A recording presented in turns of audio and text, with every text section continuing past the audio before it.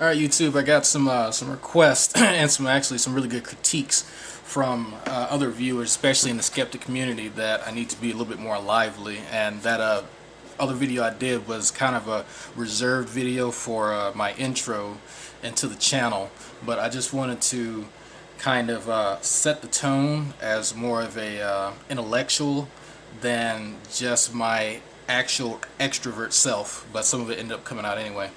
But anyway, I'm going to do a series of videos, Atheist Q&A, where I address some of the more common questions people have about atheists, especially to dispel a lot of those long-held, really inaccuracies about the skeptic community in its entirety. So, here we go.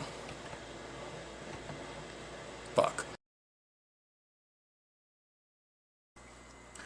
One of the most common questions I personally get is, if God didn't create everything, then how are you here? How am I here? How are we here as human beings on this tiny planet? How could we have possibly gotten here without the love of God? Actually, I'm going to demonstrate to you how I personally got here. It's really that simple. I mean, seriously, it doesn't take a rocket scientist to figure out, okay, well, if man and woman get together, hey, they might be able to produce some kids. Now, that's assuming that they have no genetic defects that prevent them from being fertile, or you might even assume that they both have all their proper parts, because there are some people in the world that are actually built with two, and I notice I use the term built. That's that Christian indoctrination talking.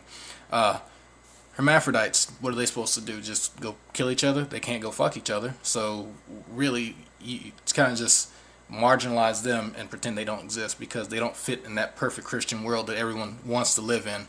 But here in reality, people are made different. People are born with diseases like Tay-Sachs. How in the hell would you say that there's a loving God that allows such a horrible disease to exist?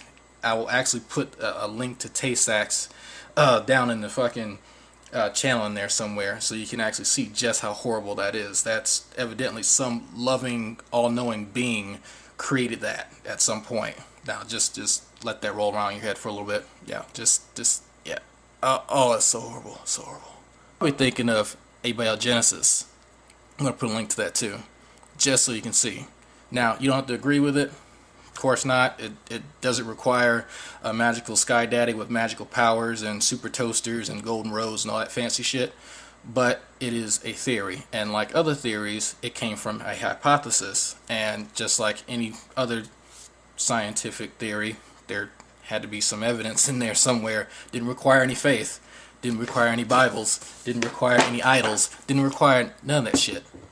It just was observed, was tested, it was proved to some degree, so now it's at the theory stage where it'll be peer-reviewed over and over and over and over again and tested, not people sitting back and accepting and hoping for a better magical toaster than the next person who donates to whatever charity or whatever crazy shit people want to believe now with religion. So, as you see, my